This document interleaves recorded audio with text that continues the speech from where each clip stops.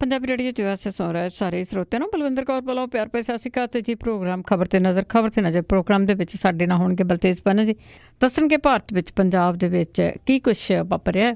ਖਬਰਾਂ ਤੋਂ ਪਹਿਲਾਂ ਧੰਨਵਾਦ ਕਰਨਾ ਚਾਹੁੰਦੇ ਸਾਡੇ ਸਪੋਂਸਰਸ ਜਿਨ੍ਹਾਂ ਨੇ ਇਸ ਪ੍ਰੋਗਰਾਮ ਨੂੰ ਸਪੋਂਸਰ ਕੀਤਾ, ਆਪ ਸਭ ਤੱਕ ਪਹੁੰਚਾਇਆ।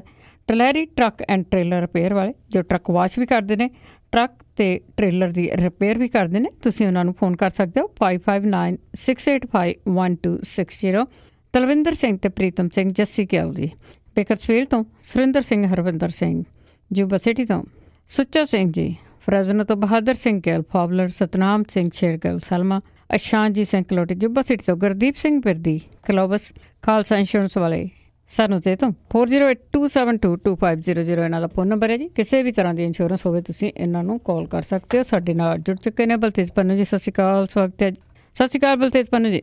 ਸਤਿ ਸ਼੍ਰੀ ਅਕਾਲ ਜੀ, ਧੰਨਵਾਦ ਜੀ, ਬਹੁਤ ਮਿਹਰਬਾਨੀ। ਹਾਂਜੀ, ਸਭ ਤੋਂ ਪਹਿਲਾਂ ਗੱਲਬਾਤ ਕਰਦੇ ਹਾਂ ਜੀ ਘਟਾਲਿਆਂ ਦਾ ਦੇਸ਼। ਜਦੋਂ ਕਾਂਗਰਸ ਸੀ ਉਦੋਂ ਵੀ ਘਟਾਲੇ ਸੀਗੇ, ਉਦੋਂ ਖਬਰਾਂ ਵਿੱਚ ਸਾਰੇ ਪਾਸੇ ਘਟਾਲੇ ਸੀ, ਪਰ ਹੁਣ ਤੇ ਆਤੀ ਹੋ ਗਈ ਆ। ਛੋਟਾ ਮੋਟਾ ਘਟਾਲਾ ਨਹੀਂ ਹੁੰਦਾ, ਹੁਣ 800 ਕਰੋੜ ਦਾ ਇੱਕ ਹੋਰ ਘਟਾਲਾ। ਬਿਲਕੁਲ ਜੀ, ਛੋਟੇ ਮੋਟੇ ਘਟਾਲਿਆਂ ਦੀ ਸ਼ਾਇਦ ਤੁਸੀਂ ਕਹਿ ਲਓ ਕਿ ਜਗ੍ਹਾ ਹੀ ਨਹੀਂ ਜਿਹੜੀ ਜੀ ਉਹ ਰਹੀ। ਨਾ ਇਹ ਸਮਝਿਆ ਹੀ ਜਾਂਦਾ ਕੋਈ 2-4 ਕਰੋੜ 5 ਕਰੋੜ ਦਾ ਜਿਹੜਾ ਜੀ ਉਹ ਘਟਾਲਾ ਹੀ ਉਹਨੂੰ ਗਿਣਿਆ ਜਾਂਦਾ। ਅਜੇ ਜਿਹੜੀ ਹੈ ਜੀ ਸਿਆਹੀ ਨਹੀਂ ਸੁੱਕੀ। ਜਿਹੜਾ 11,000 ਕਰੋੜ ਰੁਪਈਏ ਦਾ ਘੁਟਾਲਾ ਪੰਜਾਬ ਨੈਸ਼ਨਲ ਬੈਂਕ ਦੇ ਨਾਲ ਜਿਹੜਾ ਹੋਇਆ, ਉਹਦੇ ਤੋਂ ਬਿਨਾਂ ਜਿਹੜਾ ਜੀ ਇੱਕ ਹੋਰ ਘੁਟਾਲਾ ਸਾਹਮਣੇ ਆ ਗਿਆ। ਜਿਹੜਾ ਇਹ ਰੋਟੋਮੈਕ ਪੈਨ ਕੰਪਨੀ ਆ, ਇਹਦਾ ਮਾਲਕ Vikram Kothari Allahabad bank of India, union bank of India ਸਣੇ ਸਰਕਾਰੀ ਬੈਂਕਾਂ ਦੇ ਨਾਲ 800 ਕਰੋੜ ਰੁਪਈਏ ਦੀ ਠੱਗੀ ਮਾਰ ਕੇ ਇਹ ਸਮਝਿਆ ਜਾ ਰਿਹਾ ਜੀ ਕਿ ਵਿਦੇਸ਼ ਭੱਜ ਗਿਆ। ਕਾਨਪੁਰ ਆਧਾਰਿਤ ਇਸ ਕੰਪਨੀ ਦੇ ਮਾਲਕ ਨੇ 5 ਤੋਂ ਵੱਧ ਸਰਕਾਰੀ ਬੈਂਕਾਂ ਤੋਂ 800 ਕਰੋੜ ਰੁਪਏ ਤੋਂ ਜ਼ਿਆਦਾ ਕਰਜ਼ਾ ਲਿਆ ਸੀਗਾ। Allahabad bank of India, bank of Baroda, Indian Overseas bank ਤੇ ਯੂਨੀਅਨ ਬੈਂਕ ਆਫ ਇੰਡੀਆ ਨੇ ਕਰਜ਼ਾ ਮਨਜ਼ੂਰ ਕਰਨ ਲਈ ਜਿਹੜੇ ਨੇਮ ਬਣਾਏ ਸੀ ਉਹਨਾਂ ਦਾ ਸਮਝੌਤਾ ਕੀਤਾ। ਕੋਠਾਰੀ ਨੇ ਮੁੰਬਈ ਦੇ ਵਿੱਚ ਆਧਾਰਿਤ ਯੂਨੀਅਨ ਬੈਂਕ ਆਫ ਇੰਡੀਆ ਤੋਂ 485 ਕਰੋੜ ਤੇ ਕੋਲਕਾਤਾ ਦੇ ਵਿੱਚ ਜਿਹੜਾ ਇਲਾਹਾਬਾਦ ਬੈਂਕ ਤੋਂ 352 ਕਰੋੜ ਰੁਪਏ ਦਾ ਕਰਜ਼ਾ ਲਿਆ। ਕਰਜ਼ਾ ਲੈਣ ਤੋਂ 1 ਸਾਲ ਮਗਰੋਂ ਕੋਠਾਰੀ ਨੇ ਕਰਜ਼ਾ ਨਾ ਦਿੱਤਾ ਜੀ, ਨਾ ਵਿਆਜ। ਬੈਂਕ ਆਫ ਬੜੌਦਾ ਨੇ ਪਿਛਲੇ ਸਾਲ ਰੋਟੋਮੈਕ ਗਲੋਬਲ ਪ੍ਰਾਈਵੇਟ ਲਿਮਟਿਡ ਨੂੰ ਡਿਫਾਲਟਰ ਐਲਾਨ ਦਿੱਤਾ ਔਰ ਇਦੋਂ ਮਗਰੋਂ ਕੰਪਨੀ ਨੇ ਡਿਫਾਲਟਰਾਂ ਦੀ ਸੂਚੀ ਚੋਂ ਆਪਣਾ ਨਾਮ ਹਟਾਉਣ ਲਈ ਇਲਾਹਾਬਾਦ ਹਾਈ ਕੋਰਟ ਕੋਲੇ ਪਹੁੰਚ ਕੀਤੀ ਔਰ ਜਸਟਿਸ ਡੀ ਭੋਸਲੇ ਤੇ ਜਸਟਿਸ ਯਸ਼ਵੰਤ ਵਰਮਾ ਦੀ ਸ਼ਮੂਲੀਅਤ ਵਾਲੇ ਡਿਵੀਜ਼ਨ ਬੈਂਚ ਨੇ ਉਦੋਂ ਆਪਣੇ ਫੈਸਲੇ 'ਚ ਕਿਹਾ ਸੀਗਾ ਕਿ ਬੈਂਕ ਆਫ ਬੜੌਦਾ ਵੱਲੋਂ ਕੰਪਨੀ ਨੂੰ ਡਿਫਾਲਟਰ ਐਲਾਨੇ ਜਾਣਾ ਬਿਲਕੁਲ ਗਲਤ ਸੀ, ਕਿਉਂਕਿ ਕੰਪਨੀ ਨੇ ਡਿਫਾਲਟਰ ਐਲਾਨੇ ਜਾਣ ਦੀ ਤਰੀਕ ਤੋਂ ਬੈਂਕ ਨੂੰ 300 ਕਰੋੜ ਤੋਂ ਵੱਧ ਦੇ ਅਸਾਸੇ ਦੇਣ ਦੀ ਜਿਹੜੀ ਹੈ ਜੀ ਉਹ ਪੇਸ਼ਕਸ਼ ਕੀਤੀ ਸੀਗੀ। ਔਰ ਇਹ ਕਿਹਾ ਗਿਆ ਜੀ ਕਿ ਮਗਰੋਂ ਇੱਕ ਅਧਿਕਾਰਤ ਕਮੇਟੀ ਨੇ ਭਾਰਤੀ ਰਿਜ਼ਰਵ ਬੈਂਕ ਦੇ ਜਿਹੜੇ ਨਿਯਮ ਨੇ ਉਹਦੇ ਮੁਤਾਬਕ 27 ਫਰਵਰੀ 17 ਨੂੰ ਪਾਸ ਕੀਤੇ ਗਏ ਜਿਹੜਾ ਸੀ ਉਹਦੇ ਅਨੁਸਾਰ ਜਿਹੜਾ ਇਹ ਕਿ ਰੋਟੋਮੈਕ ਨੂੰ ਡਿਫਾਲਟਰ ਐਲਾਨ ਦਿੱਤਾ ਸੀਗਾ ਔਰ ਰੋਟੋਮੈਕ ਦੇ ਵੱਲੋਂ 800 ਕਰੋੜ ਦੀ ਠੱਗੀ ਮਾਰਨ ਦਾ ਮਾਮਲਾ ਜਿਹੜਾ ਹੁਣ ਜਦੋਂ ਸਾਹਮਣੇ ਆਇਆ, ਜਦੋਂ ਅਜੇ 11,400 ਕਰੋੜ ਰੁਪਈਏ ਦੀ ਵੱਡੀ ਠੱਗੀ ਜਿਹੜੀ ਹੈ ਜੀ ਉਹ ਹੋਈ। ਇਹ ਕਿਹਾ ਜਾ ਰਿਹਾ ਜੀ ਕਿ ਲੁਕਵਾ ਆਇਆ ਬਹੁਤਾ ਕੁਛ, ਹੌਲੀ ਹੌਲੀ ਸਹੀ ਇਹ ਤੇਜ਼ੀ ਦੇ ਨਾਲ ਹੁਣ ਸਾਹਮਣੇ ਆਉਣਾ ਸ਼ੁਰੂ ਹੋ ਗਿਆ ਕਿ ਆਖਿਰ ਇਹ ਲੋਕ ਭੱਜ ਕੇ ਗਏ ਕਿੱਥੇ। ਪ੍ਰਧਾਨ ਮੰਤਰੀ ਨਾਲ ਫੋਟੋ ਖਿਚਾਓ ਤੇ ਜੋ ਮਰਜ਼ੀ ਕਰੋ ਜੀ। ਅੱਗੇ ਆਪਾਂ ਟਰੂਡੋ ਦੇ ਕੈਪਟਨ ਦੀ ਮੁਲਾਕਾਤ ਦੀ ਜੇ ਗੱਲ ਕਰੀਏ ਤਾਂ ਉਸ ਦੀ ਟੇਕ ਵਿਦੇਸ਼ ਮੰਤਰਾਲੇ ਤੇ। ਬਿਲਕੁਲ ਜੀ, ਇਹਨਾਂ ਦਿਨਾਂ ਦੇ ਵਿੱਚ ਕੈਨੇਡਾ ਦੇ ਪ੍ਰਾਈਮ ਮਿਨਿਸਟਰ ਜਸਟਿਨ ਟਰੂਡੋ ਆਪਣੇ ਪਰਿਵਾਰ ਤੇ ਜਿਹੜੇ ਮੰਤਰੀ ਨੇ ਉਹਨਾਂ ਦੇ ਨਾਲ ਭਾਰਤ ਦੇ ਦੌਰੇ ਦੇ ਉੱਤੇ ਨੇ ਜੀ। ਬੇਸ਼ੱਕ ਇਹ ਗੱਲਾਂ ਨੂੰ ਲੈ ਕੇ ਵੀ ਵੱਡਾ ਚਰਚਾ ਹੋ ਰਿਹਾ ਕਿ ਅਕਸਰ ਪ੍ਰੋਟੋਕਾਲ ਤੋੜ ਕੇ ਏਅਰਪੋਰਟ ਦੇ ਉੱਤੇ ਕਿਸੇ ਵੀ ਬਾਹਰੋਂ ਆਏ ਨੇਤਾ ਨੂੰ ਲੈ ਕੇ ਆਉਣ ਵਾਲੇ ਨਰਿੰਦਰ ਮੋਦੀ ਹੋਰੀ ਜਸਟਿਨ ਟਰੂਡੋ ਹੋਰਾਂ ਦੇ ਸਵਾਗਤ ਦੇ ਵਾਸਤੇ ਇਹ ਪ੍ਰੋਟੋਕਾਲ ਤੋੜ ਕੇ ਕਿਉਂ ਨਹੀਂ ਗਏ? ਕਿਉਂਕਿ ਕੈਨੇਡਾ ਤੇ ਭਾਰਤ ਦਾ ਵਪਾਰ ਬਹੁਤ ਵੱਡੇ ਪੱਧਰ ਦੇ ਉੱਤੇ ਹੁੰਦਾ। ਭਾਰਤ ਜਿਹਨਾਂ ਮੁਲਕਾਂ ਦੇ ਨਾਲ ਵਪਾਰ ਕਰਦਾ ਉਹਦੇ ਵਿੱਚੋਂ ਕੈਨੇਡਾ ਵੱਡੇ ਮੁਲਕਾਂ ਦੇ ਵਿੱਚੋਂ ਇੱਕ ਆ ਵੱਡੇ ਵਪਾਰ ਦੇ ਨਾਲ। ਔਰ ਇਹਦੇ ਨਾਲ ਜਦੋਂ ਉਹ ਉੱਤਰ ਪ੍ਰਦੇਸ਼ ਦੇ ਵਿੱਚ ਪੈਂਦੇ ਆਗਰਾ ਉੱਥੇ ਤਾਜ ਮਹਿਲ ਵੇਖਣ ਦੇ ਵਾਸਤੇ ਗਏ ਤੇ ਪ੍ਰੋਟੋਕਾਲ ਦੇ ਮੁਤਾਬਕ ਉੱਥੋਂ ਦੇ ਮੁੱਖ ਮੰਤਰੀ ਯੋਗੀ ਆਦਿੱਤਿਆਨਾਥ ਜਿਹੜੇ ਜੀ ਉਹ ਨਹੀਂ ਅੱਗੋਂ ਗਏ। ਇਹਦਾ ਚਰਚਾ ਆਪਣੀ ਜਗ੍ਹਾ ਦੇ ਉੱਤੇ ਆ, ਪਰ ਜ਼ਿਆਦਾ ਜਿਹੜਾ ਚਰਚਾ ਇਸ ਗੱਲ ਨੂੰ ਲੈ ਕੇ ਆ ਕਿਉਂਕਿ ਪੰਜਾਬੀਆਂ ਦੀ ਬਹੁਤ ਗਿਣਤੀ ਆ ਕੈਨੇਡਾ ਦੇ ਵਿੱਚ ਔਰ ਉਹਨਾਂ ਦੀ ਮੁਲਾਕਾਤ ਜਿਹੜੀ ਆ ਪੰਜਾਬ ਮੁੱਖ ਮੰਤਰੀ ਕੈਪਟਨ ਅਮਰਿੰਦਰ ਸਿੰਘ ਹੋਰਾਂ ਦੇ ਨਾਲ ਨਹੀਂ ਹੋ ਰਹੀ। ਇਹ ਜਿਹੜਾ ਹੈ ਜੀ ਪੁਰਾਣਾ ਮਾਮਲਾ, ਹਰਜੀਤ ਸਿੰਘ ਸੱਜਣ ਹੋਰੀ ਜਦੋਂ ਇੱਥੇ ਆਏ ਸਨ ਦੌਰੇ ਦੇ ਉੱਤੇ, ਜਿਹੜੇ ਕਿ ਕੈਨੇਡਾ ਦੇ ਵਿੱਚ ਡਿਫੈਂਸ ਮਿਨਿਸਟਰ ਨੇ, ਤਾਂ ਉਦੋਂ ਕੈਪਟਨ ਅਮਰਿੰਦਰ ਸਿੰਘ ਹੋਰਾਂ ਨੇ ਉਹਨਾਂ ਨੂੰ ਮਿਲਣ ਤੋਂ ਨਾ ਕਰਤੀ ਸੀ, ਇਹ ਕਹਿ ਕੇ ਕਿ ਉਹ ਖਾਲਿਸਤਾਨੀ ਮਾਈਂਡਡ ਨੇ ਤੇ ਉੱਥੇ ਖਾਲਿਸਤਾਨੀ ਜਿਹੜੇ ਨੇ ਉਹਨਾਂ ਨੂੰ ਸ਼ਹਿ ਦਿੰਦੇ ਆ। ਪਿਛਲੇ ਦਿਨਾਂ ਤੋਂ ਕਿਉਂਕਿ ਸੈਂਟਰ ਦੀ ਸਰਕਾਰ ਤੁਸੀਂ ਕਹਿ ਲਓ ਕਿ ਘੁਰਕੀ ਸੀਗੀ ਕਿਸੇ ਜਗ੍ਹਾ ਦੇ ਉੱਤੇ, ਤੇ ਜਿਹਦੇ ਕਰਕੇ ਕੈਪਟਨ ਅਮਰਿੰਦਰ ਸਿੰਘ ਹੋਰਾਂ ਨੂੰ ਵੀ ਆਪਣਾ ਜਿਹੜਾ ਜੀ ਇਹ ਇਸ ਮਾਮਲੇ 'ਚ ਫਲੈਕਸੀਬਲ ਹੋਣਾ ਪਿਆ ਔਰ ਇਹ ਕਹਿਣਾ ਪਿਆ ਕਿ ਜੀ ਉਹਨਾਂ ਦੇ ਤਾਂ ਜਿਹੜੇ ਬਿਆਨ ਆ ਗਏ ਆ ਮੰਤਰੀਆਂ ਦੇ, ਉਹਨਾਂ ਦਾ ਖਾਲਿਸਤਾਨ ਨਾਲ ਕੋਈ ਸੰਬੰਧ ਨਹੀਂ, ਇਸ ਕਰਕੇ ਅਸੀਂ ਉਹਨਾਂ ਨੂੰ ਮਿਲਣ ਲਈ ਤਿਆਰ ਹਾਂ। ਉਦੋਂ ਪਹਿਲਾਂ ਜਿਹੜਾ ਪ੍ਰਾਈਮ ਮਿਨਿਸਟਰ ਆਫਿਸ ਸੀਗਾ ਜੀ ਕੈਨੇਡਾ ਦਾ, ਉੱਥੋਂ ਜਿਹੜਾ ਜੀ ਇੰਨਾ ਆ ਗਿਆ ਕਿ ਉਹਨਾਂ ਦੇ ਇਸ ਦੌਰੇ ਦੇ ਵਿੱਚ ਪੰਜਾਬ ਦੇ ਮੁੱਖ ਮੰਤਰੀ ਦੇ ਨਾਲ ਮੁਲਾਕਾਤ ਹੈ ਨਹੀਂ ਗੀ ਕਿਤੇ। ਹੁਣ ਇਹ ਕਿਹਾ ਜਾ ਰਿਹਾ ਜੀ ਕਿ ਕੋਸ਼ਿਸ਼ ਜਿਹੜੀ ਆ ਉਹ ਜਾ ਰਹੀ ਹੈ। ਕੁਝ ਲੋਕ ਜਿਹੜੇ ਸਰਕਾਰ ਦੇ ਅੰਦਰੂਨੀ ਸੂਤਰ ਆ ਉਹ ਇਹ ਕਹਿੰਦੇ ਆ ਕਿ ਕੋਸ਼ਿਸ਼ ਜਿਹੜੀ ਆ ਦਿੱਲੀ ਦੇ ਵਿੱਚ ਕੀਤੀ ਗਈ ਆ ਔਰ ਐਕਸਟਰਨਲ ਅਫੇਅਰ ਮਿਨਿਸਟਰੀ ਜਿਹੜੀ ਆ ਉਹਨੇ ਇਸ ਮੁਲਾਕਾਤ ਦੇ ਪ੍ਰਬੰਧ ਕਰਨ ਦੇ ਵਾਸਤੇ ਆਪਣੀਆਂ ਕੋਸ਼ਿਸ਼ਾਂ ਜਿਹੜੀਆਂ ਦੀ ਉਹ ਕੀਤੀਆਂ ਔਰ ਇਹਦੇ ਵਾਸਤੇ ਜਿਹੜੀ ਟੇਕ ਹੈ ਉਹ ਇਸ ਵੇਲੇ ਸਾਰੀ ਲੱਗੀ ਹੋਈ ਹੈ ਜੀ ਵਿਦੇਸ਼ ਮੰਤਰਾਲੇ ਦੀ ਚਿੱਠੀ ਦੇ ਉੱਤੇ, ਜਿਹੜੀ ਕਿ ਪੰਜਾਬ ਦੀ ਸਰਕਾਰ ਨੂੰ ਜਿਹੜੀ ਉਹ ਜਲਦੀ ਮਿਲੂਗੀ। 21 ਫਰਵਰੀ ਨੂੰ ਜਿਹੜੇ ਦੀ ਜਸਟਿਨ ਟਰੂਡੋ ਨੇ ਉਹਨਾਂ ਨੇ ਅੰਮ੍ਰਿਤਸਰ ਆਉਣਾ, ਇੱਥੇ ਉਹ ਦਰਬਾਰ ਸਾਹਿਬ ਜਾਣਗੇ ਔਰ ਇਸ ਤੋਂ ਇਲਾਵਾ ਜਲਿਆਂਵਾਲਾ ਬਾਗ ਤੇ ਪਾਰਟੀਸ਼ਨ ਦੇ ਵਾਸਤੇ ਜਿਹੜਾ ਬਣਿਆ ਹੈ ਜੀ ਇੱਕ ਇੱਥੇ ਬਹੁਤ ਵਧੀਆ ਜਿਹੜਾ ਜੀ ਸੈਟਅਪ ਕੀਤਾ ਗਿਆ ਕਿ ਉਹਦੀਆਂ ਯਾਦਾਂ ਦੇ ਨਾਲ ਜਿਹੜਾ ਜੀ ਉਹ ਸੰਬੰਧਿਤ ਉਹਨੂੰ ਦੇਖਣ ਦੇ ਵਾਸਤੇ ਸੰਭਾਵੀ ਰੂਪ ਦੇ ਵਿੱਚ ਉਹ ਜਾਣਗੇ। ਇਹ ਕਿਹਾ ਜਾ ਰਿਹਾ ਜੀ ਕਿ ਇਸ ਮੀਟਿੰਗ ਦੀ ਸੈਟਅਪ ਦੇ ਵਾਸਤੇ ਜਿਹੜਾ ਵਿਦੇਸ਼ ਮੰਤਰਾਲਾ ਉਹ ਨਿਰੰਤਰ ਕੋਸ਼ਿਸ਼ਾਂ ਕਰ ਰਿਹਾ। ਹਾਲਾਂਕਿ ਕੁਝ ਸ਼ਰਾਰਤੀ ਖਬਰਾਂ ਜਿਹੜੀਆਂ ਦੀ ਇਹ ਵੀ ਲਾਉਣ ਦੀ ਕੋਸ਼ਿਸ਼ ਕੀਤੀ ਗਈ ਕਿ ਜਿਹੜੇ ਹਰਜੀਤ ਸਿੰਘ ਸੱਜਣ ਨੇ ਉਹਨਾਂ ਨੇ ਅਰਜ਼ੋਈ ਕੀਤੀ ਆ ਜਿਹੜੀ ਕਿ ਕੈਪਟਨ ਹੋਰਾਂ ਦੇ ਨਾਲ ਮੁਲਾਕਾਤ ਜਿਹੜੀ ਉਹ ਕਰਵਾਈ ਜਾਵੇ। ਸ਼ਰਾਰਤਪੂਰਨ ਖਬਰ ਹੈ ਜੀ। ਅਸਲ ਦੇ ਵਿਦੇਸ਼ ਮੰਤਰਾਲਾ ਜਿਹੜਾ ਉਹ ਕੋਸ਼ਿਸ਼ ਕਰ ਰਿਹਾ ਕਿ ਇਹ ਮੁਲਾਕਾਤ ਕਿਸੇ ਤਰੀਕੇ ਨਾਲ ਸੰਭਵ ਜਿਹੜੀ ਹੈ ਜੀ ਉਹ ਹੋ ਜਾਵੇ। ਉਹਦਾ ਕਾਰਨ ਇਹ ਹੈ ਕਿ ਜੇ ਇਹ ਮੁਲਾਕਾਤ ਨਹੀਂ ਹੁੰਦੀ ਤਾਂ ਨਿਰਸੰਦੇਹ ਇਹਦੇ ਨਾਲ ਜਿਹੜਾ ਜੀ ਅਸਰ ਦੋਨਾਂ ਮੁਲਕਾਂ ਦੇ ਸੰਬੰਧਾਂ ਦੇ ਉੱਤੇ ਵੀ ਪੈ ਸਕਦਾ ਔਰ ਖਾਸ ਤੌਰ ਤੇ ਕੈਪਟਨ ਸਾਹਿਬ ਦੇ ਵੱਲੋਂ ਪਿਛਲੀ ਕੀਤੀ ਗਈ ਜਿਹੜੀ ਬਿਆਨਬਾਜ਼ੀ ਹੈ ਉਹ ਸਾਹਮਣੇ ਆ ਸਕਦੀ ਹੈ। ਔਰ ਇੰਤਜ਼ਾਰ ਇਸ ਗੱਲ ਦਾ ਹੈ ਜੀ ਕਿ ਕੀ ਵਿਦੇਸ਼ ਮੰਤਰਾਲਾ ਜਿਹੜਾ ਜੀ ਇਹ ਮੀਟਿੰਗ ਕਰਾਉਣ 'ਚ ਸਫਲ ਹੋ ਜਾਂਦਾ, ਇੱਕ, ਔਰ ਦੂਸਰਾ ਕਿ ਇਹ ਜੇ ਮੀਟਿੰਗ ਸੰਭਾਵੀ ਰੂਪ 'ਚ ਹੁੰਦੀ ਹੈ ਤਾਂ ਇਹ ਕਿੱਥੇ ਹੋਊਗੀ। ਇਹ ਸਮਝਿਆ ਜਾ ਰਿਹਾ ਕਿ ਇਹ ਅੰਮ੍ਰਿਤਸਰ ਦੇ ਵਿੱਚ ਫਿਰ ਹੋ ਸਕਦੀ ਹੈ ਕਿਉਂਕਿ ਚੰਡੀਗੜ੍ਹ ਆਉਣ ਦਾ ਅਜੇ ਤੱਕ ਕੋਈ ਉਹਨਾਂ ਦਾ ਪ੍ਰੋਗਰਾਮ ਜਿਹੜੇ ਪ੍ਰਾਈਮ ਮਿਨਿਸਟਰ ਨੇ ਕੈਨੇਡੀਅਨ ਉਹਨਾਂ ਦਾ ਨਹੀਂ ਹੈ ਜੀ। ਤੇ ਅੱਗੇ ਗੱਲ ਕਰਦੇ ਹਾਂ ਜੀ ਪੰਜਾਬ ਨੈਸ਼ਨਲ ਬੈਂਕ ਦੇ ਘੁਟਾਲੇ ਦੀ। ਪਹਿਲਾਂ ਵੀ ਆਪਾਂ ਗੱਲ ਕੀਤੀ ਆ ਕਿ ਬਹੁਤ ਵੱਡਾ ਘੁਟਾਲਾ ਸੀ, ਉਸ ਸੰਬੰਧੀ ਚੰਡੀਗੜ੍ਹ ਤੇ ਹੋਰ ਕੁਝ ਨੇੜੇ ਤੇੜੇ ਦੇ ਸ਼ਹਿਰਾਂ ਦੇ ਵਿੱਚ ਛਾਪੇ ਮਾਰੇ ਗਏ। ਬਿਲਕੁਲ ਜੀ, ਇਹ 11,400 ਕਰੋੜ ਰੁਪਏ ਦੀ ਘੁਟਾਲੇ ਦੀ ਜਿਹੜੀ ਜਾਂਚ ਹੈ ਜੀ ਉਹ ਹੁਣ ਤੁਸੀਂ ਕਹਿ ਲਓ ਕਿ ਲੰਘ ਗਏ 7 ਦੀ ਲਕੀਰ ਪਿੱਟੀ ਜਾ ਰਹੀ ਹੈ। ਜਿਵੇਂ ਸਾਰੇ ਜਾਣਦੇ ਆ ਜੀ ਕਿ ਖਬਰਾਂ ਸਾਹਮਣੇ ਆ ਗਈਆਂ ਕਿ 1 ਜਨਵਰੀ ਨੂੰ ਨੀਰਵ ਮੋਦੀ ਜਿਹੜਾ ਉਹ ਇੱਥੋਂ ਚਲੇ ਜਾਂਦਾ, 8 ਤਰੀਕ ਤੱਕ ਉਹਦੇ ਨੇੜੇ ਤੇੜੇ ਦੇ ਰਿਸ਼ਤੇਦਾਰ ਸਣੇ ਉਹਦੇ ਵਾਈਫ ਦੇ ਉਹ ਵੀ ਨਿਕਲ ਜਾਂਦੇ ਆ ਤੇ ਜਾ ਕੇ 25 ਜਨਵਰੀ ਨੂੰ ਜਿਹੜਾ ਜੀ ਉਹਦਾ ਲੁੱਕ ਆਊਟ ਜਿਹੜਾ ਸਰਕੂਲਰ ਜਾਰੀ ਕੀਤਾ ਜਾਂਦਾ ਏਅਰਪੋਰਟ ਦੇ ਉੱਤੇ। ਔਰ ਇਹ ਵੀ ਆ ਰਿਹਾ ਜੀ ਕਿ ਬਾਰ-ਬਾਰ ਜਿਹੜੇ ਵਿਸਲ ਬਲੋਅਰ ਨੇ ਉਹਨਾਂ ਨੇ ਪ੍ਰਾਈਮ ਮਿਨਿਸਟਰ ਆਫਿਸ ਨੂੰ ਦੱਸਣ ਦੀਆਂ ਕੋਸ਼ਿਸ਼ਾਂ ਕੀਤੀਆਂ ਕਿ ਇਸ ਕਿਸਮ ਦਾ ਘੁਟਾਲਾ ਜਿਹੜਾ ਜੀ ਉਹ ਹੋ ਰਿਹਾ ਔਰ ਇਹ ਲੋਕ ਭੱਜ ਸਕਦੇ ਆ, ਕੋਈ ਉਹਦੇ ਉੱਤੇ ਕੰਨ ਨਹੀਂ ਧਰਿਆ ਗਿਆ।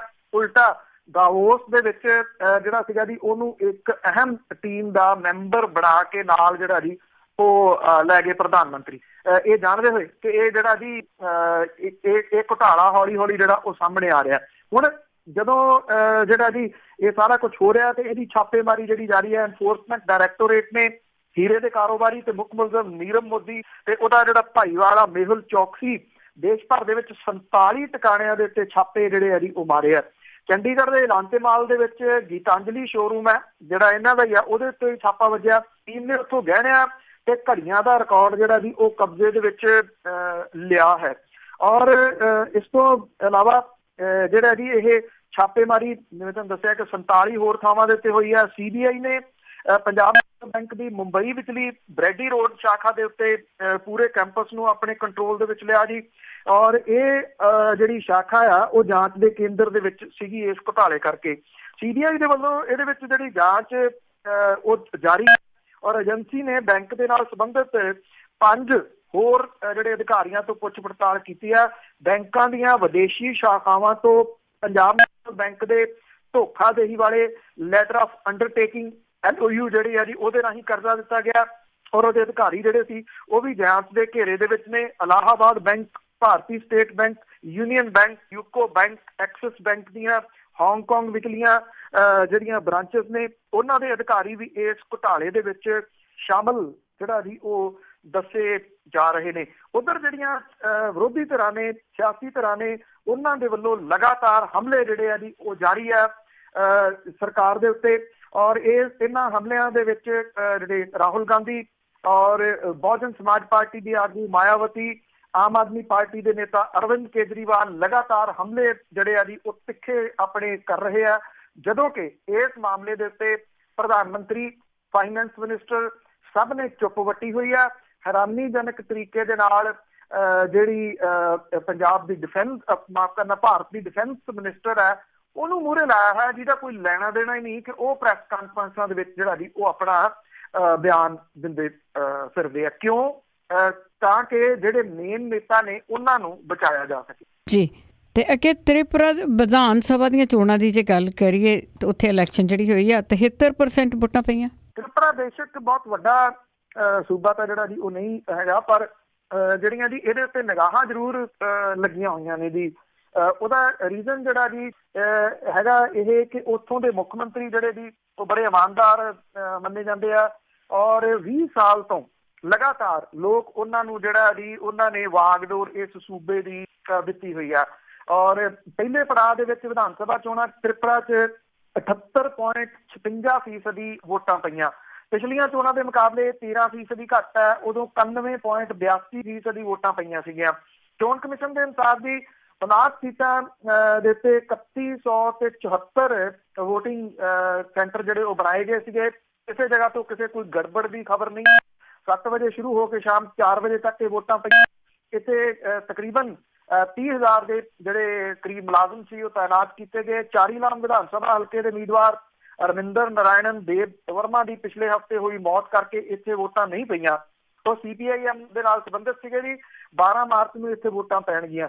ਚੋਣ ਕਮਿਸ਼ਨ ਦੇ ਵੱਲੋਂ ਜਾਰੀ ਜਿਹੜੇ ਅੰਕੜੇ ਨੇ ਉਹਦੇ ਅਨੁਸਾਰ 74% ਵੋਟਾਂ ਜਿਹੜੀਆਂ ਦੀ ਉਹ ਪਈਆਂ ਨੇ। CPM ਤੇ ਭਾਜਪਾ ਦੇ ਵਿਚਾਲੇ ਮੁਕਾਬਲਾ। ਭਾਜਪਾ ਦਾ ਕਬਾਇਲੀ ਜਥੇਬੰਦੀ ਪੀਪਲਜ਼ ਫਰੰਟ ਆਫ ਤ੍ਰਿਪੁਰਾ ਦੇ ਨਾਲ ਗੱਠਜੋੜ ਹੈ। ਭਾਜਪਾ ਨੇ 51 ਸੀਟਾਂ ਦੇ ਉੱਤੇ ਉਮੀਦਵਾਰ ਜਿਹੜੇ ਆ ਜੀ ਉਹ ਉਤਾਰੇ ਆ। IPF ਦੀ ਤੇ ਖੱਬੇ ਪੱਖੀ ਵਿਰੋਧੀ ਪਾਰਟੀਆਂ ਰਹਿੰਦੀਆਂ 9 ਸੀਟਾਂ ਦੇ ਉੱਤੇ ਚੋਣ ਲੜ ਰਹੀਆਂ ਨੇ। ਕਾਂਗਰਸ ਇਕੱਲੀ ਮੈਦਾਨ ਦੇ ਵਿੱਚ ਹੈ, ਉਹਨੇ 59 ਉਮੀਦਵਾਰ ਮੈਦਾਨ ਦੇ ਵਿੱਚ ਉਤਾਰਿਆ। ਕਾਕਰਾਬਾਨ ਹਲਕੇ ਤੋਂ ਉਮੀਦਵਾਰ ਉਹਨੇ ਨਹੀਂ ਉਤਾਰਿਆ। ਚੋਣਾਂ ਦਾ ਨਤੀਜਾ 3 ਮਾਰਚ ਨੂੰ ਜਿਹੜਾ ਜੀ ਉਹ ਐਲਾਨਿਆ ਜਾਊਗਾ। ਕਿਸੇ ਜਗ੍ਹਾ ਤੋਂ ਕਿਸੇ ਹਿੰਸਾ ਦੀ ਕੋਈ ਖਬਰ ਨਹੀਂ ਹੈ। ਪੱਛਮੀ ਤ੍ਰਿਪੁਰਾ, ਖੋਵਈ ਤੇ ਉਹਨਾਂ ਕੋਈ ਜ਼ਿਲ੍ਹਿਆਂ ਦੇ ਵਿੱਚ ਕੁਝ ਜਿਹੜੇ ਸੈਂਟਰ ਨੇ ਉਹਨਾਂ ਦੇ ਉੱਤੇ EVM ਦੇ ਨਾਲ ਜੁੜੀਆਂ ਜਿਹੜੀਆਂ ਮੁਸ਼ਕਲਾਂ ਉਹਦੇ ਕਰਕੇ ਕੁਝ ਵੋਟਾਂ ਜਿਹੜੀਆਂ ਦੀ ਉਹ ਲੇਟ ਹੋਈਆਂ। ਅਗਰਤਲਾ ਵਿਧਾਨ ਸਭਾ ਹਲਕੇ ਤੋਂ ਭਾਜਪਾ ਦੇ ਉਮੀਦਵਾਰ ਸੁਦੀਪ ਰਾਏ ਬਰਮਨ, ਸੱਤਾਧਾਰੀ ਮਾਰਕਸੀ ਕਮਿਊਨਿਸਟ ਪਾਰਟੀ ਦੇ ਉਮੀਦਵਾਰ ਕ੍ਰਿਸ਼ਨ ਮਜੂਮਦਾਰ ਨੇ ਜਿਹੜਾ ਜੀ ਉਹਨਾਂ ਨੇ ਇਹ ਜ਼ਰੂਰ ਕੁਝ ਥਾਵਾਂ ਦੇ ਉੱਤੇ 90 ਮਿੰਟ ਦੇ ਕਰੀਬ ਵੋਟਾਂ ਜਿਹੜੀਆਂ ਸੀਗੀਆਂ ਉਹ ਰੁਕੀਆਂ ਰਹੀਆਂ। ਰੁਕਣ ਦਾ ਰੀਜ਼ਨ ਇਹ ਸੀ ਕਿ ਕੋਈ ਗੜਬੜੀ ਮਸ਼ੀਨਾਂ ਦੇ ਵਿੱਚ ਸੀ ਟੈਕਨੀਕਲੀ। ਅਦਰਵਾਈਜ਼ ਕਿਸੇ ਜਗ੍ਹਾ ਤੋਂ ਕੋਈ ਜਿਹੜੀ ਹੈ ਜੀ ਉਹ ਮਾੜੀ ਘਟਨਾ ਦੀ ਖਬਰ ਨਹੀਂ ਹੈ। ਸੋ ਨਿਗਾਹ ਜਿਹੜੀ ਹੈ ਜੀ ਇਸ ਗੱਲ ਦੇ ਉੱਤੇ ਲੱਗੀ ਰਹੂਗੀ ਕਿ ਤ੍ਰਿਪੁਰਾ ਦੇ ਲੋਕ ਜਿਹੜੇ ਆ ਉਹ ਇੱਕ ਚੰਗਾ ਸ਼ਾਸਕ ਜਿਹੜਾ ਮੰਨਿਆ ਜਾਂਦਾ, ਇਮਾਨਦਾਰ ਮੰਨਿਆ ਜਾਂਦਾ, ਉਹਨੂੰ ਅੱਗੋਂ ਵਾਗਡੋਰ ਜਿਹੜੀ ਆ ਜੀ ਉਹ ਦੇਈ ਰੱਖਦੇ ਆ ਜਾਂ ਫਿਰ ਉਹ ਵੀ ਭਗਵੇਂ ਕਰਨ ਵੱਲ ਨੂੰ ਤੁਰਦੇ ਆ।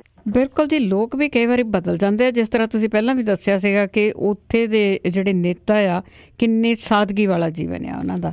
ਤੇ ਅੱਗੇ ਲੁਧਿਆਣੇ ਦੇ ਵਿੱਚ ਬੈਂਸ ਭਰਾਵਾਂ ਤੇ ਉਹਨਾਂ ਦੇ ਵਿਰੋਧੀਆਂ ਦੇ ਵਿੱਚ ਬੈਂਸ ਵਸਾਈ। ਦੇਖੋ ਜੀ, ਨਗਰ ਨਿਗਮ ਦੀਆਂ ਚੋਣਾਂ ਜਿਹੜੀਆਂ ਨੇ ਜੀ ਉਹ ਤੁਸੀਂ ਕਹਿ ਲਓ ਕਿ ਇਸ ਵੇਲੇ ਜਿਹੜਾ ਤਣਾਅ ਆ ਉਹ ਕਾਫੀ ਵਧਿਆ ਹੋਇਆ ਲੁਧਿਆਣੇ ਦੇ ਵਿੱਚ। ਨਗਰ ਨਿਗਮ ਦੀਆਂ ਜਿਹੜੀਆਂ ਚੋਣਾਂ ਇਹਨੂੰ ਵਕਾਰ ਦਾ ਸਵਾਲ ਬਣਾ ਕੇ ਲੜ ਰਹੀਆਂ ਨੇ ਜੀ ਪਾਰਟੀਆਂ। ਲੋਕ ਇਨਸਾਫ ਪਾਰਟੀ ਦੇ ਵਿਧਾਇਕ ਜਿਹੜੇ ਸਿਮਰਜੀਤ ਸਿੰਘ ਬੈਂਸ ਤੇ ਕਾਂਗਰਸੀ ਆਗੂ ਕਮਲਜੀਤ ਸਿੰਘ ਕੜਵਲ, ਇਹ ਐਕਚੁਅਲੀ ਪਹਿਲਾਂ ਬੈਂਸ ਭਰਾਵਾਂ ਦੇ ਨਾਲ ਹੀ ਹੁੰਦੇ ਸੀਗੇ, ਬਾਅਦ ਦੇ ਵਿੱਚ ਜਿਹੜਾ ਜੀ ਦੂਜੇ ਪਾਸੇ ਚਲੇ ਗਏ ਔਰ ਇਹ ਮਾਡਲ ਟਾਊਨ ਇਲਾਕੇ ਦੇ ਵਿੱਚ ਇਹਨਾਂ ਦੋਨਾਂ ਦੇ ਵਿਚਾਲੇ ਜਿਹੜੀ ਵੀ ਉਹ ਝੜਪ ਹੋਈ। ਸਿਮਰਜੀਤ ਸਿੰਘ ਬੈਂਸ ਤੇ ਕਮਲਜੀਤ ਸਿੰਘ ਕੜਵਲ ਦੇ ਸਾਥੀਆਂ ਦੇ ਉੱਤੇ ਸੁਰਜੀਤ ਸਿੰਘ ਬੈਂਸ ਨੇ ਕਾਤਲਾਨਾ ਹਮਲਾ ਕਰਨ ਦੇ ਦੋਸ਼ ਜਿਹੜੇ ਆ ਜੀ ਉਹ ਲਾਏ ਆ। ਪੁਲਿਸ ਨੇ ਜਿਹੜਾ ਜੀ ਇੱਥੇ ਪੂਰੀ ਜਿਹੜਾ ਏਰੀਆ ਮਾਡਲ ਟਾਊਨ ਦਾ ਇਹਨੂੰ ਪੁਲਿਸ ਛਾਉਣੀ ਦੇ ਵਿੱਚ ਜਿਹੜਾ ਜੀ ਉਹ ਤਬਦੀਲ ਕਰਤਾ।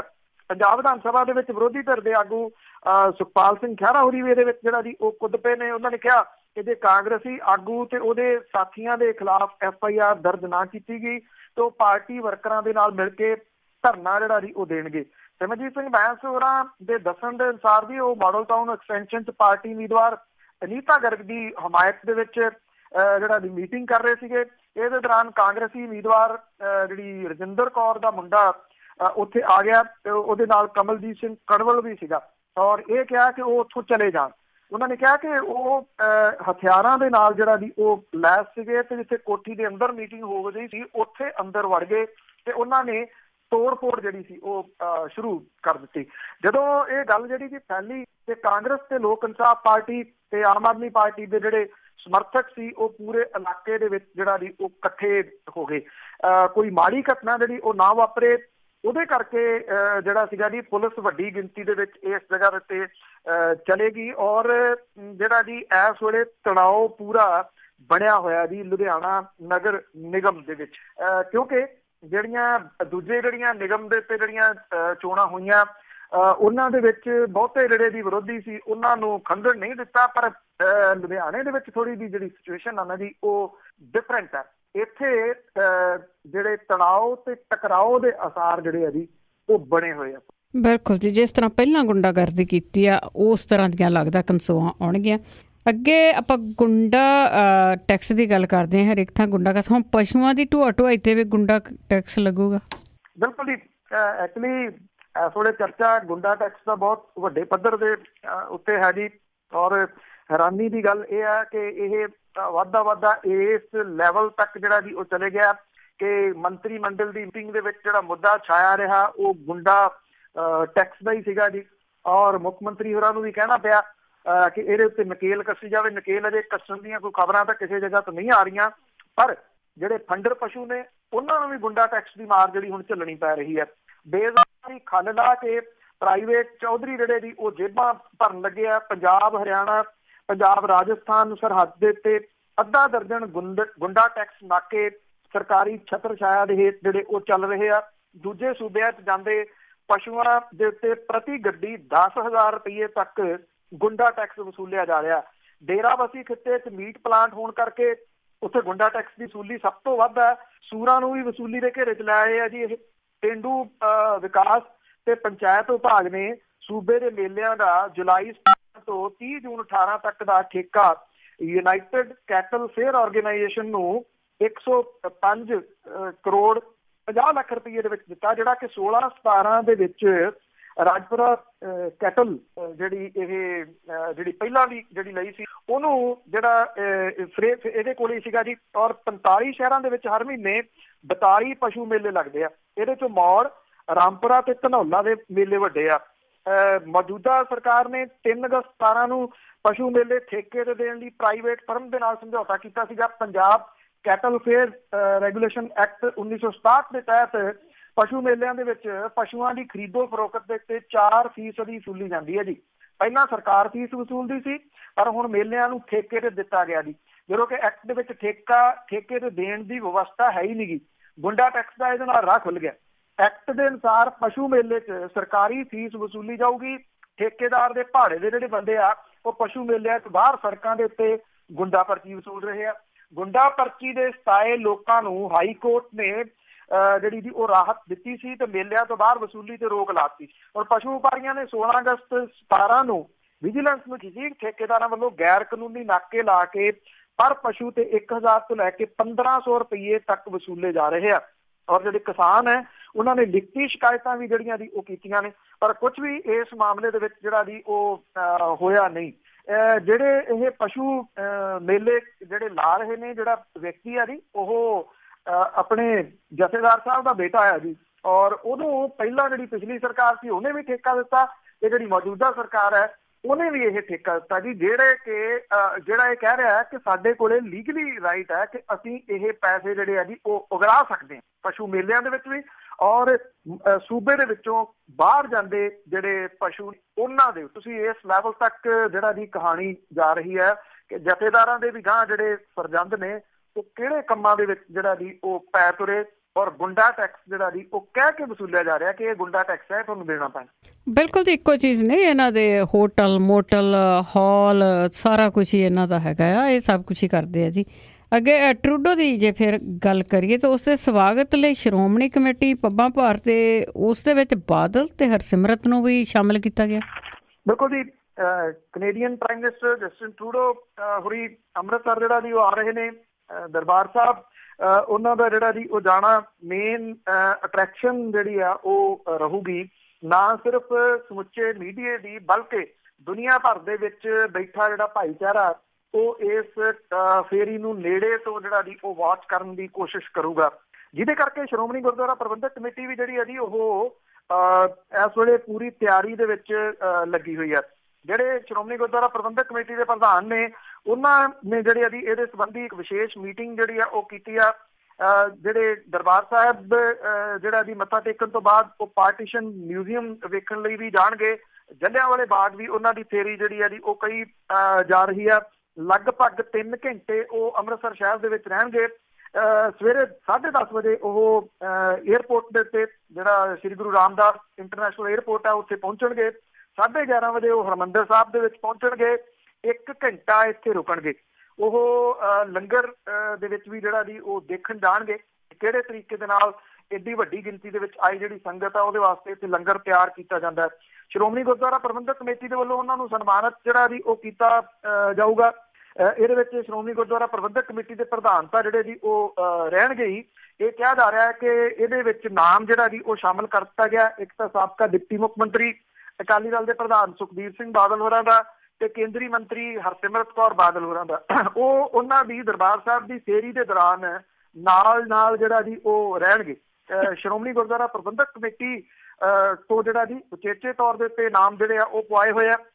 ਹਾਲਾਂਕਿ ਇਸ ਗੱਲ ਨੂੰ ਲੈ ਕੇ ਅਜੇ ਜਿਹੜੀਆਂ ਅਟਕਲਾਂ ਚੱਲ ਰਹੀਆਂ ਨੇ ਕਿ ਜਿਹੜਾ ਏਅਰਪੋਰਟ ਹੈ ਉੱਥੇ ਸਵਾਗਤ ਕਰਨ ਦੇ ਵਾਸਤੇ ਪ੍ਰੋਟੋਕੋਲ ਦੇ ਮੁਤਾਬਕ ਜਿਹੜਾ ਜੀ ਉਹ ਸੂਬੇ ਦੇ ਮੁੱਖ ਮੰਤਰੀ ਕੈਪਟਨ ਅਮਰਿੰਦਰ ਸਿੰਘ ਹੋਰੀ ਹਾਜ਼ਰ ਰਹਿਣਗੇ ਜਾਂ ਨਹੀਂ। ਉਹਦੇ ਵਾਸਤੇ ਕੈਪਟਨ ਅਮਰਿੰਦਰ ਸਿੰਘ ਹੋਰਾਂ ਦੇ ਜਿਹੜੀ ਬਿਮਾਰੀ ਦੀ ਵਜ੍ਹਾ ਕਰਕੇ ਇਹ ਕਿਹਾ ਜਾ ਰਿਹਾ ਜੀ ਕਿ ਉਹ ਬਿਮਾਰ ਨੇ। ਉਹਨਾਂ ਦੇ ਸਾਰੇ ਪ੍ਰੋਗਰਾਮ ਜਿਹੜੇ ਆ ਉਹ ਕੈਂਸਲ ਕੀਤੇ ਹੋਏ ਆ। ਇਹ ਮੇਰਾ ਖਿਆਲ ਇਸ ਗੱਲ ਦੇ ਉੱਤੇ ਡਿਪੈਂਡ ਜਿਹੜਾ ਜੀ ਉਹ ਕਰੂਗਾ ਕਿ ਉਹਨਾਂ ਨੂੰ ਜਿਹੜੀ ਮੀਟਿੰਗ ਦੀ ਜਿਹੜੀ ਪਰਮਿਸ਼ਨ ਆ ਉਹ ਮਿਲਦੀ ਆ ਜਾਂ ਨਹੀਂ। ਜਿਹੜੇ ਕਾਂਗਰਸ ਦੇ ਸੂਤਰ ਨੇ ਉਹ ਕਹਿ ਰਿਹਾ ਕਿ ਪ੍ਰੋਟੋਕਾਲ ਦੇ ਮੁਤਾਬਕ ਉਹ ਹਵਾਈ ਅੱਡੇ ਦੇ ਉੱਤੇ ਪਹੁੰਚਣਗੇ, ਪਰ ਅਜੇ ਅਟਕਲਾਂ ਜਿਹੜੀਆਂ ਜੀ ਉਹ ਜਾਰੀ ਨੇ। ਬਿਲਕੁਲ ਜੀ, ਜਿਹੜਾ ਭਾਰਤ ਹੋਣ ਦੇ ਵਿੱਚ ਇੱਕ ਨਾ ਖੁੰਡਾ ਕੱਢਿਆ ਹੋਇਆ ਉਹ ਨਹੀਂ ਨਿਕਲ ਰਿਹਾ। ਤੇ ਅੱਗੇ ਖੁਦਕੁਸ਼ੀ ਪੀੜਤ ਪਰਿਵਾਰਾਂ ਦੀ ਜੇ ਗੱਲ ਕਰੀਏ ਤਾਂ ਇੱਕ ਮੰਚ ਤੇ ਇਕੱਠੇ ਹੋਏ। ਕਦੀ ਇਹ ਨਵੀਂ ਪਹਿਲ ਪੰਜਾਬ ਦੇ ਅੰਦਰ ਹੋਈ ਹੈ ਜੀ। ਇੱਕ ਕਿਸਾਨ ਮਜ਼ਦੂਰ ਖੁਦਕੁਸ਼ੀ ਪੀੜਤ ਪਰਿਵਾਰ ਕਮੇਟੀ ਜਿਹੜੀ ਆ ਉਹਨਾਂ ਨੇ ਇੱਕ ਇਹ ਮੰਚ ਦੇ ਉੱਤੇ ਸਾਰੇ ਦੇ ਸਾਰੇ ਇਕੱਠੇ ਹੋਏ ਖੁਦਕੁਸ਼ੀਆਂ ਕਿਸਾਨੀ ਸੰਕਟ ਵਰਗੇ ਜਿਹੜੇ ਗੰਭੀਰ ਮੁੱਦੇ ਆ ਉਹ ਵਿਚਾਰਨ ਦੇ ਵਾਸਤੇ ਪੰਜਾਬ ਦੀਆਂ ਮੁੱਖ ਰਾਜਨੀਤਿਕ ਪਾਰਟੀਆਂ ਦੇ ਆਗੂ ਜਿਹੜੇ ਆ ਉਹਨਾਂ ਨੂੰ ਇੱਕ ਮੰਚ ਦੇ ਉੱਤੇ ਇਕੱਠਿਆਂ ਕਰਨ ਦਾ ਯਤਨ ਜਿਹੜਾ ਵੀ ਉਹ ਕੀਤਾ ਗਿਆ ਤਾਂ ਕਿ ਇਹਦੇ ਉੱਤੇ ਚਰਚਾ ਸ਼ੁਰੂ ਹੋ ਸਕੇ, ਇਹਦਾ ਕੋਈ ਹੱਲ ਜਿਹੜਾ ਉਹ ਲੱਭਿਆ ਜਾ ਸਕੇ। ਜਿਹੜੇ ਕਿਸਾਨ ਤੇ ਮਜ਼ਦੂਰ ਪਰਿਵਾਰ ਜਿਹੜੇ ਖੁਦਕੁਸ਼ੀ ਕਰ ਗਏ ਉਹਨਾਂ ਦੇ ਪਰਿਵਾਰਾਂ ਦੇ ਮੈਂਬਰ ਸਾਰੇ ਇਹਦੇ ਵਿੱਚ ਹਾਜ਼ਰ ਸਨ ਜੀ। ਆਮ ਆਦਮੀ ਪਾਰਟੀ ਦੇ ਮੈਂਬਰ ਪਾਰਲੀਮੈਂਟ ਭਗਵੰਤ ਮਾਨ ਜਿਹੜੇ ਸੰਗਰੂਰ ਤੋਂ ਨੇ, ਸ਼੍ਰੋਮਣੀ ਅਕਾਲੀ ਦਲ ਦੇ ਮੈਂਬਰ ਪਾਰਲੀਮੈਂਟ ਪ੍ਰੇਮ ਸਿੰਘ ਚੰਦੂਮਾਜਰਾ, ਪਟਿਆਲੇ ਤੋਂ member parliament Aam Aadmi party ਦੇ ਹੁਣ ਤਾਂ ਉਹਨਾਂ ਤੋਂ ਵੱਖਰੇ ਨੇ ਡਾਕਟਰ ਧਰਮਵੀਰ ਗਾਂਧੀ, ਕਾਂਗਰਸੀ ਵਿਧਾਇਕ ਦਲਵੀਰ ਸਿੰਘ ਗੋਲਡੀ ਜਿਹੜੇ ਧੂਰੀ ਤੋਂ ਵਿਧਾਇਕ ਨੇ, ਪ੍ਰਸਿੱਧ ਚਿੰਤਕ ਡਾਕਟਰ ਪਿਆਰਾ ਲਾਲ ਗਰਗ ਸਾਬਕਾ ਵਿਧਾਇਕ ਤੇ ਜਿਹੜੇ ਸੀਨੀਅਰ ਪੱਤਰਕਾਰ ਉਹ ਹਾਜ਼ਰ ਸਨ ਜੀ। ਜਿਹੜੇ ਪਰਿਵਾਰ ਸੀਗਾ ਜੀ ਉਹਨਾਂ ਨੇ ਜੋ ਕਹਾਣੀਆਂ ਇੱਥੇ ਦੱਸੀਆਂ ਉਹਨਾਂ ਨੇ ਬਹੁਤ ਇੱਕ ਜਿਹੜਾ ਸੀਗਾ ਜੀ ਭਾਵਕ ਮਾਹੌਲ ਬਣਾ ਦਿੱਤਾ ਜੀ। ਔਰ ਕੋਈ ਵੀ ਜਿਹੜਾ ਸੀਗਾ ਜੀ ਉਹਦੀ ਅੱਖ ਨਮ ਹੋਏ ਤੋਂ ਬਿਨਾਂ ਨਹੀਂ ਰਹਿ ਸਕੀ ਕਿ ਕੀ ਇਹਨਾਂ ਦੇ ਪਰਿਵਾਰਾਂ ਦੇ ਉੱਤੇ ਬੀਤਿਆ ਜਦੋਂ ਪਰਿਵਾਰ ਦਾ ਮੁੱਖ ਮੈਂਬਰ ਜਿਹੜਾ ਸੀਗਾ ਜੀ ਉਹ ਖੁਦਕੁਸ਼ੀ ਕਰ ਗਿਆ। ਇਹਦੇ ਵਿੱਚ ਜਿੰਨੀਆਂ ਗੱਲਾਂ ਬਾਤਾਂ ਹੋਈਆਂ ਉਹਦੇ ਵਿੱਚ ਇਹ ਗੱਲ ਜਿਹੜੀ ਕਹੀ ਗਈ ਭਗਵੰਤ ਮਾਨ ਹੋਰਾਂ ਨੇ ਜਿਹੜੀ ਗੱਲ ਉਠਾਈ ਕਿ ਜੇ ਸਰਕਾਰਾਂ ਦੀਆਂ ਨੀਤੀਆਂ 'ਚ ਕੋਈ ਖੋਟ ਨਾ ਹੁੰਦੀ ਤਾਂ ਅੱਜ ਪੰਜਾਬ ਦੇ ਕਿਸਾਨ ਤੇ ਮਜ਼ਦੂਰਾਂ ਦੇ ਘਰਾਂ ਦੇ ਵਿੱਚ ਪੱਥਰ ਨਾ ਵਿਛਦੇ।